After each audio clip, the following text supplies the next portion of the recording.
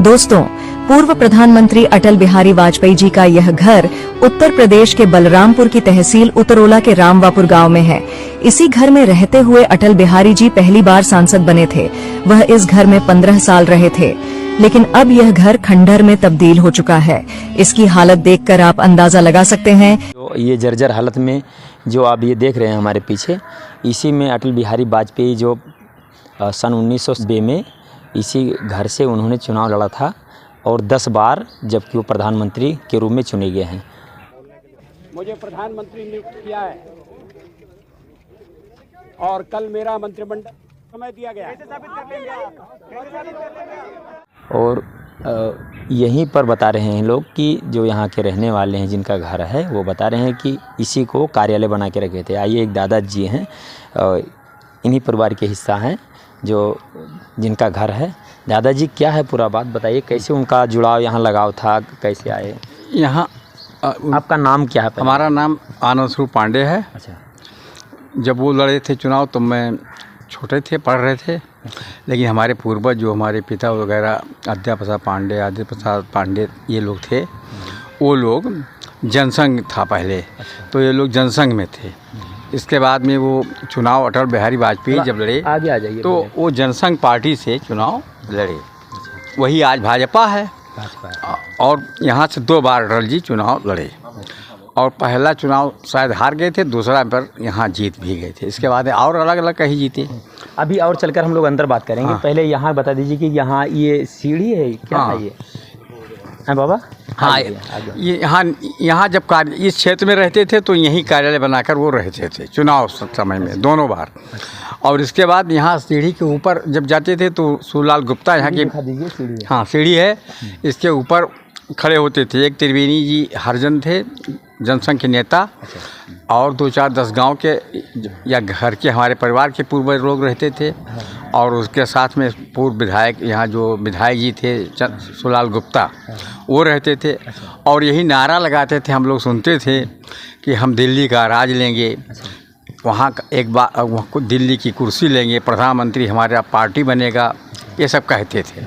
और बाद में उनकी बातें सत्य भी हुई और उनकी पार्टी प्रधानमंत्री खुद बने, उनकी पार्टी भी बनी, आज भी है।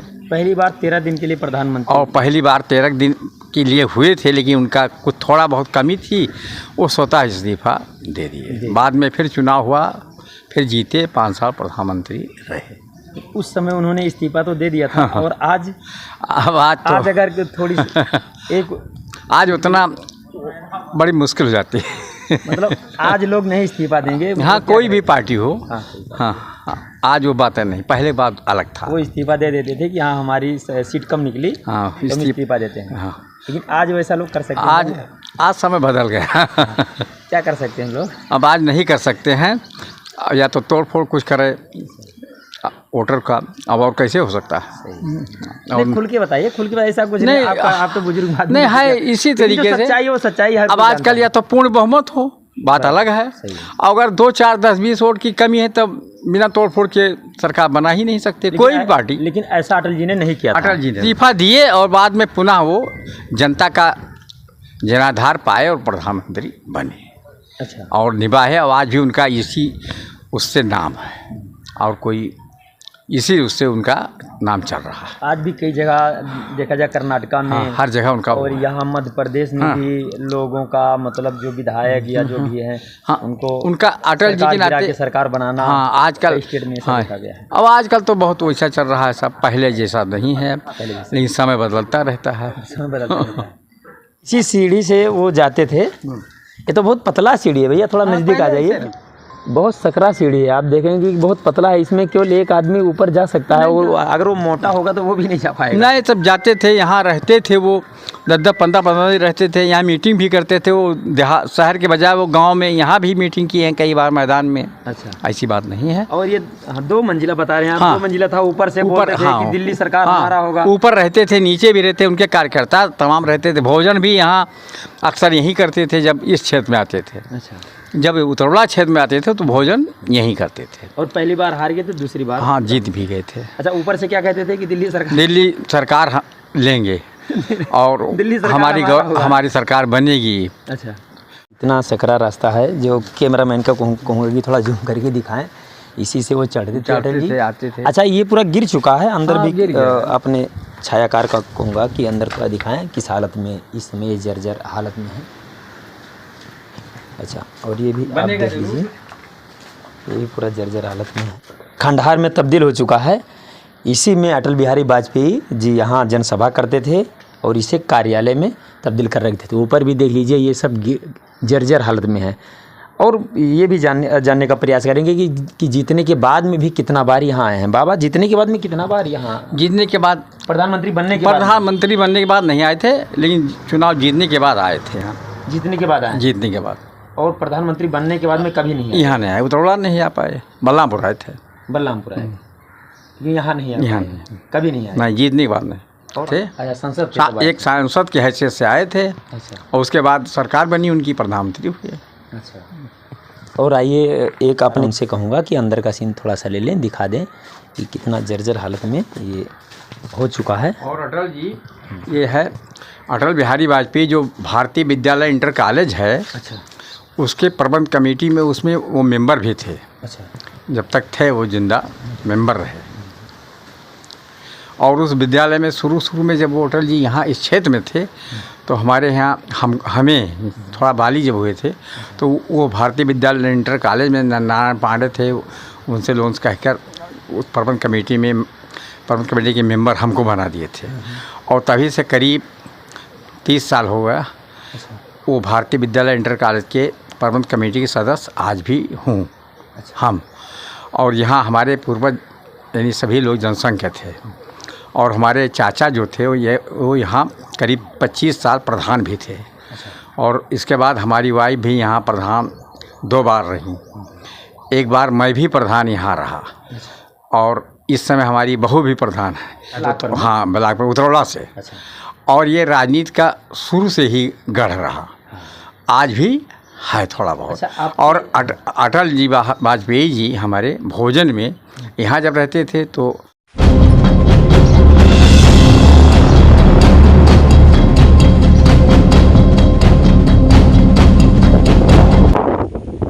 याद है उनके साथ में 2-4 गाड़ियाँ पहले चलती थी। पहले इतना गाड़ी तो रहा नहीं रहा, लेकिन वो जीप वगैरह यही सब चलती है। और क्षेत्र में सड़क भी उतना रहा नहीं, जीपें चलती थी। अच्छा।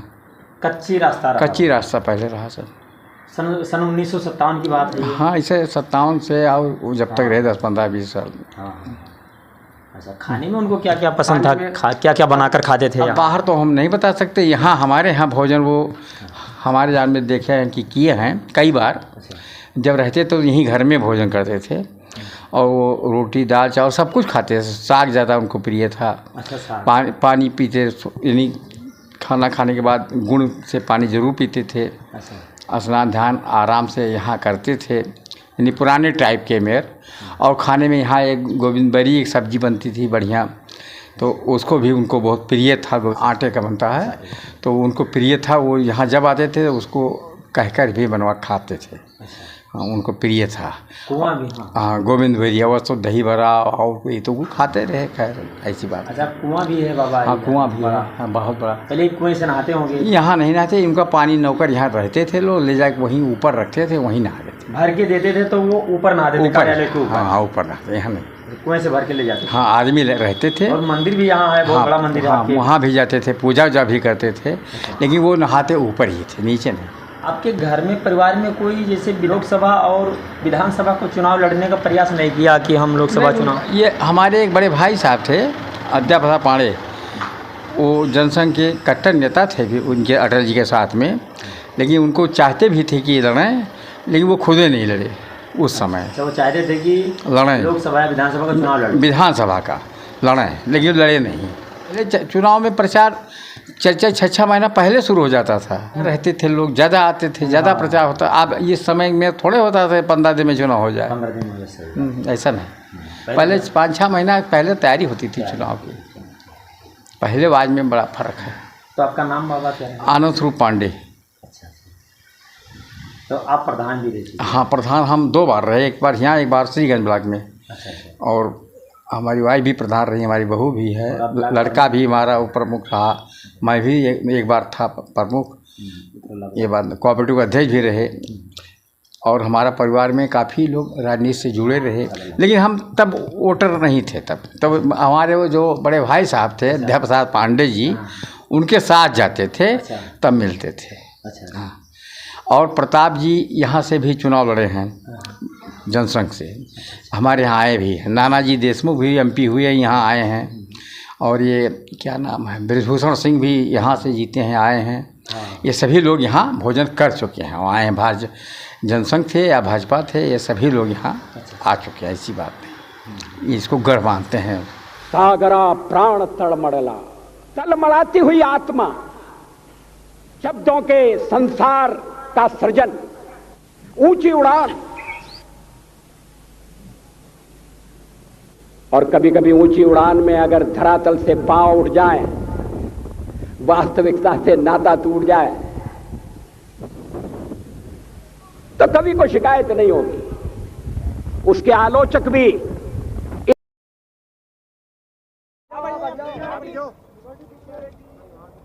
सिक्योरिटी पीछे हो जाइए प्लीज। वाजपेयी आइए साहब, वाजपेयी साहब, वाजपेयी साहब, अरे प्रेस इधर है, वाजपेयी क्या है, पढ़िए साहब, पढ़िए इधर है प्लीज।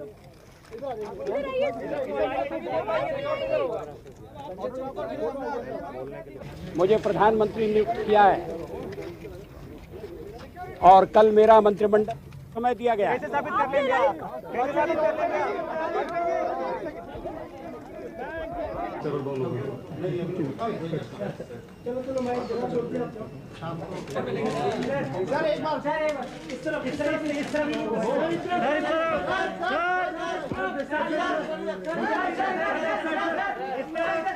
Thank you.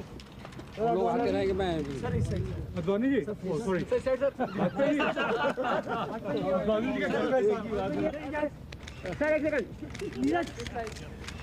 सर एक सेकंड सर व्यक्ति कर दीजिए सर, व्यक्ति सर आज का दिन तो सिक्योरिटी रहने दो।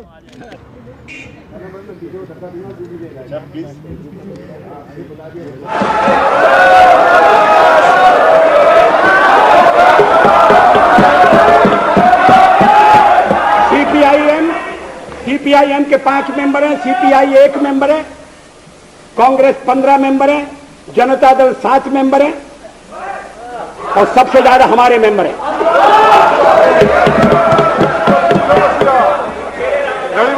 और एसटीसी में भी, शेड्यूल ट्राइब्स में भी total number of seat is 41, BJP 11।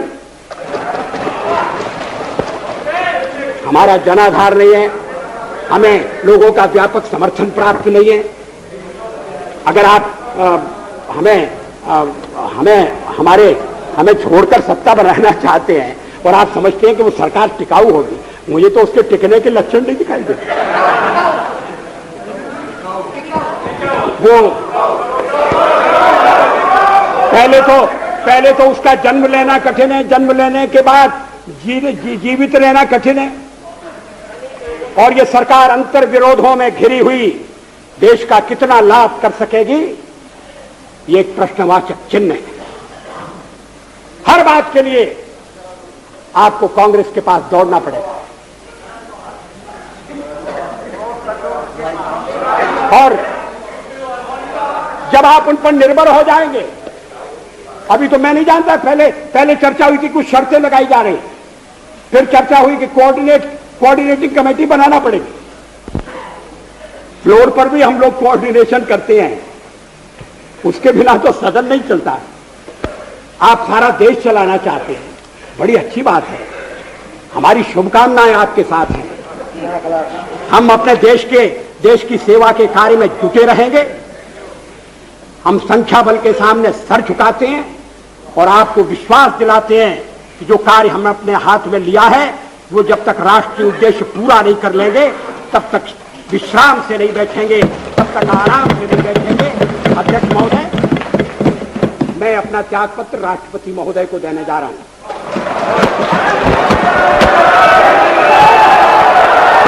अभी तो मैं पढ़कर दंग रह गया जब मैंने श्रीमती सोनिया जी का भाषण पढ़ा।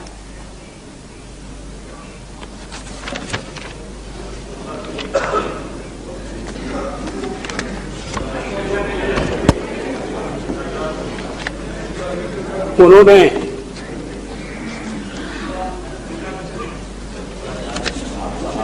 सारे शब्द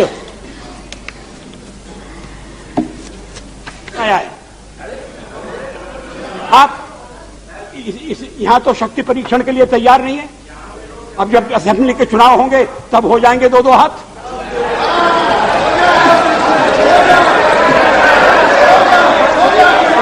लेकिन ये क्या है?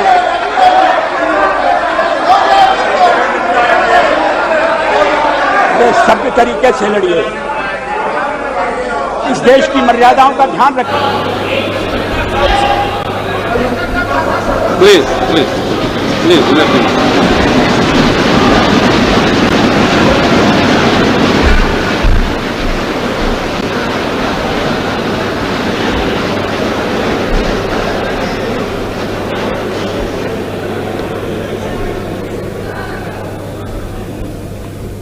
उपाध्यक्ष महोदय, इस चर्चा में भाग लेने का मेरा इरादा नहीं था।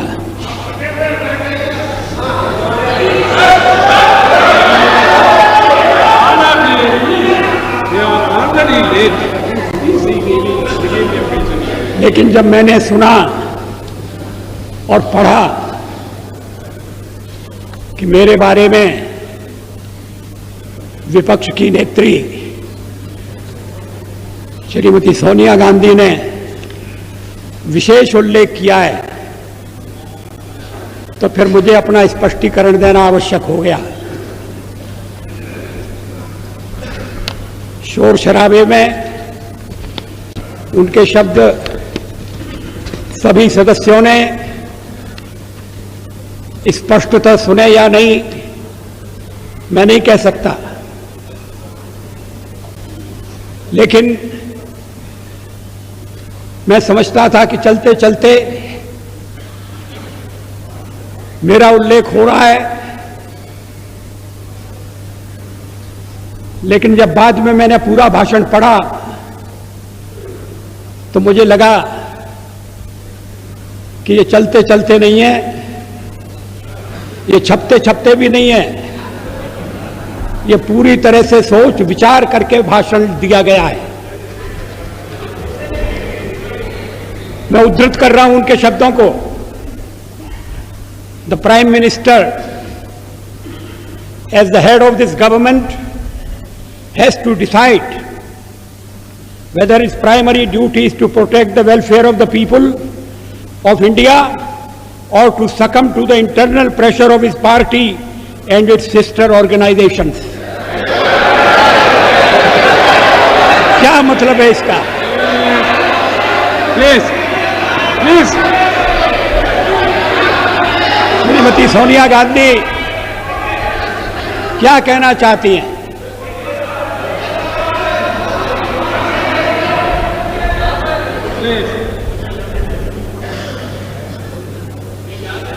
उन्होंने प्रधानमंत्री के नाते मेरे प्राथमिक कर्तव्य की याद दिलाई है। प्राइमरी ड्यूटी,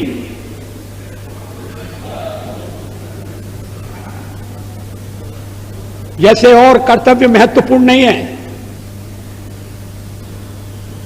परिवार के दबाव में आना या नहीं आना, अपना कर्तव्य पूरा करना या नहीं करना, और कर्तव्य की सबसे बड़ी कसौटी उनकी यही है कि मैं कहीं अन्य संबंधित संगठनों के दबाव में तो नहीं आ रहा। ये हमारा जो हमारे परिवार का मामला है उसमें सोनिया जी दखल न दें।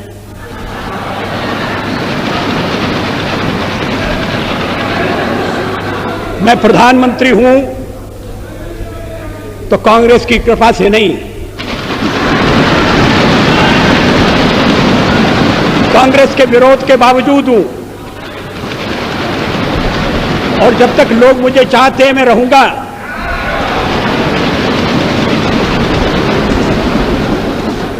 लेकिन अब मेरे बारे में इतनी रुचि लेने की आवश्यकता क्या है? फिर आगे सवाल देखिए, Will he be submissive and weak in his leadership, or will he uphold the prestige of the high office he holds?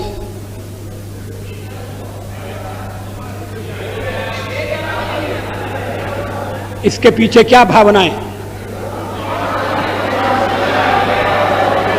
ये कहने का मतलब क्या? ये मेरे ऊपर आरोप है कि मैं दबाव में काम कर रहा हूं। ये गलत है।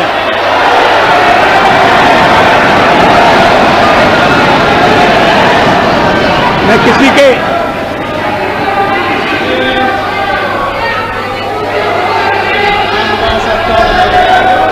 अध्यक्ष महोदय, मैं किसी के दबाव में काम नहीं करता। पार्लियामेंट का जीवन इस बात का साक्षी है। मैं अभी पढ़ रहा था 1961 में संयुक्त बैठक में मैंने जो भाषण दिया था, मैं उसको पढ़ रहा था। वो दहेज के सवाल पर संयुक्त बैठक हुई थी और मैंने उस समय दहेज का विरोध किया था। मुझे बाद में सुनना पड़ा चर्चा में कि आप तो पुरातनवादी हैं, परंपरावादी हैं, या आप दहेज का विरोध क्यों कर रहे हैं?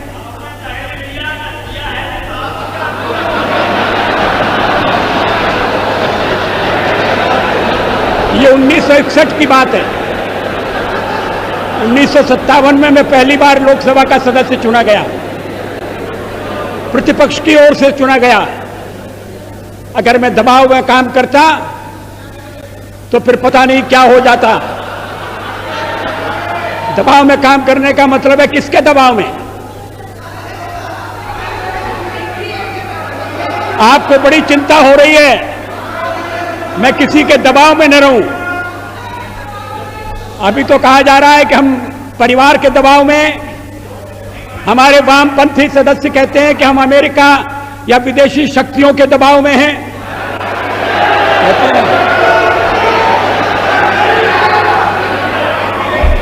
तो अगर हम दबाव में हैं और दबाव में काम करते हैं तो फिर मेरा दल और मेरे मित्र दल मेरा समर्थन क्यों कर रहे हैं?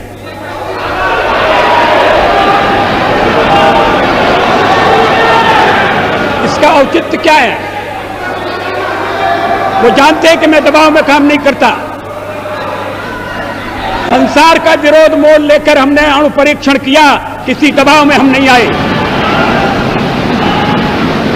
अणु परीक्षण के मामले में जो पूर्व प्रधानमंत्री हैं, उन्होंने किस तरह से व्यवहार किया था, मैं सारा चिट्ठा सदन के सामने रख सकता हूं।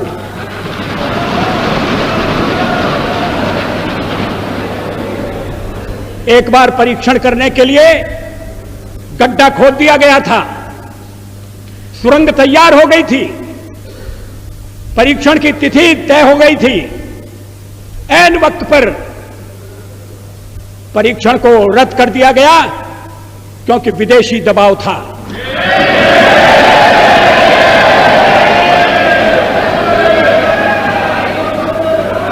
मैं दबाव में काम नहीं करता।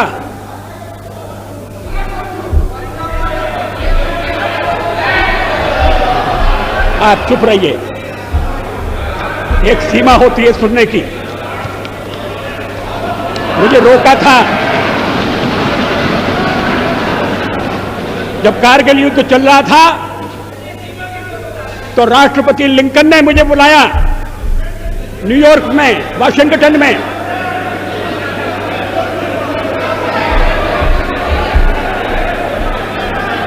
राष्ट्रपति क्लिंटन ने,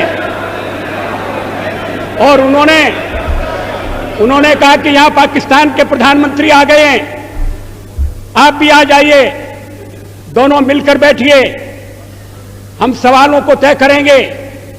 हमने कहा जब तक पाकिस्तान के कब्जे में भारत की 1 इंच भूमि है तब तक मैं बात नहीं करूंगा।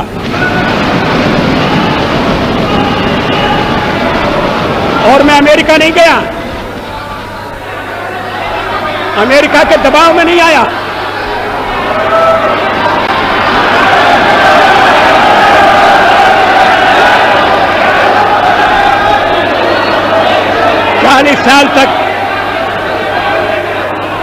इन्हें क्यों बेचैनी हो रही है? मुझे टोकने का मतलब क्या है? मिस्टर, आपको सच बात सुनना कड़वी लगती है? इसके आगे देखिए, his moment of reckoning has come.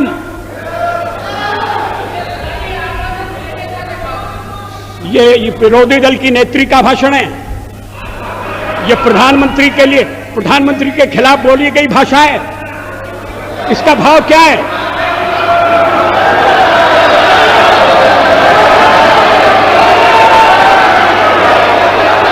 मेरी परीक्षा का दिन आ गया है। क्या मतलब है इसका? मैं रोज रोज परीक्षा दे रहा हूं।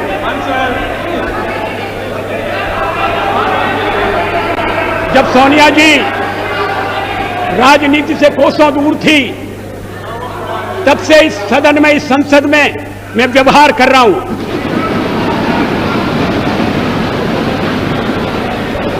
आज मुझे कटघरे में खड़ा किया जा रहा है। क्या अधिकार है?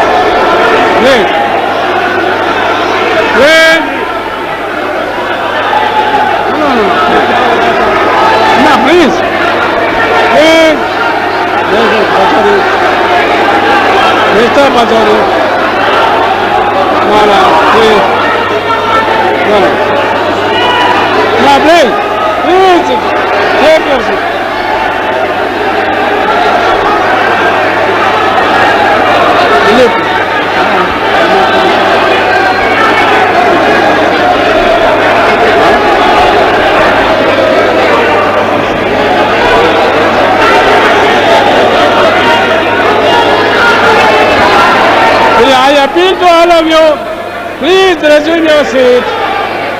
Please resume. Will you please resume your seat? Please. Order, please. Please, order, please.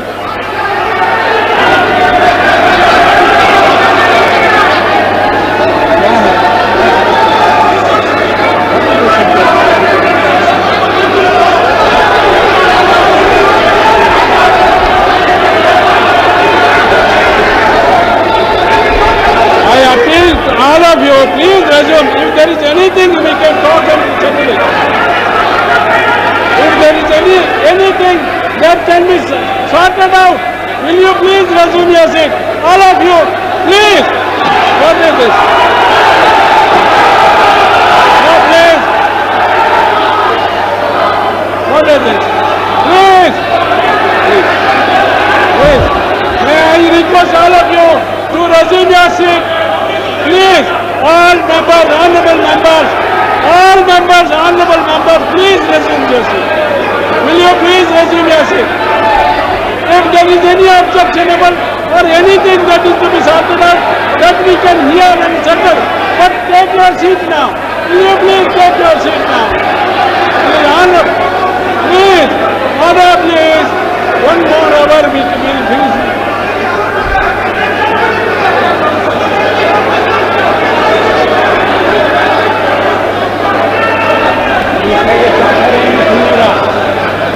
Please, I appeal to you to resume your seat. If there is anything that is to be settled, that we can talk and settle it, please resume your seat now. Please. Will you please resume your seat?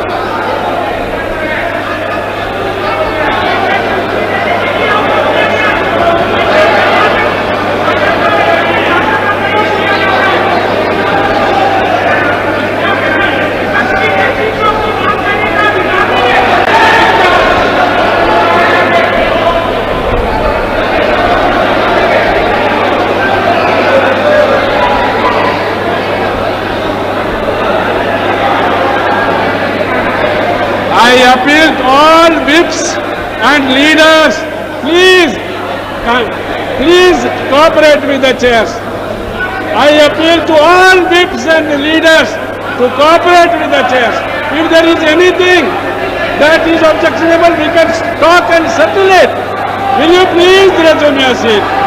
Anything? Please, I appeal to all whips, all leaders. Please resume your seat now.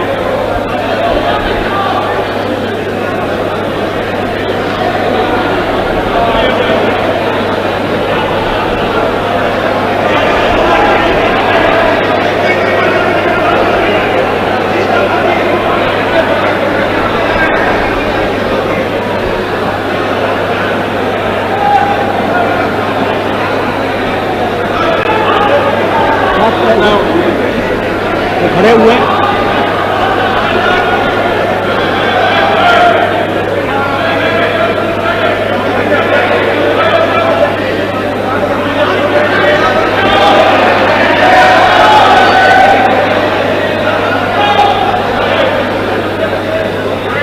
तो मैं सुन नहीं रहा हूँ।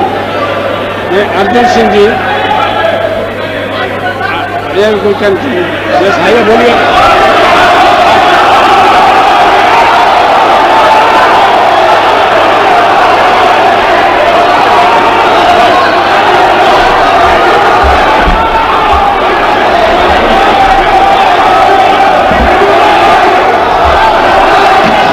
माननीय सभापति महोदय, मैं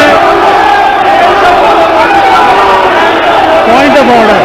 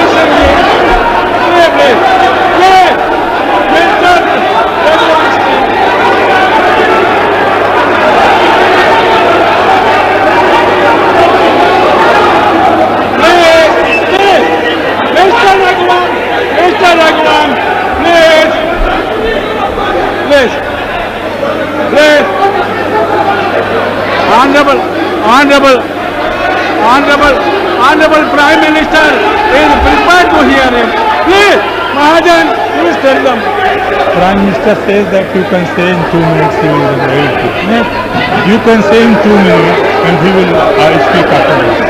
अरे बोलने दीजिए ना तब ना. Please tell. Please.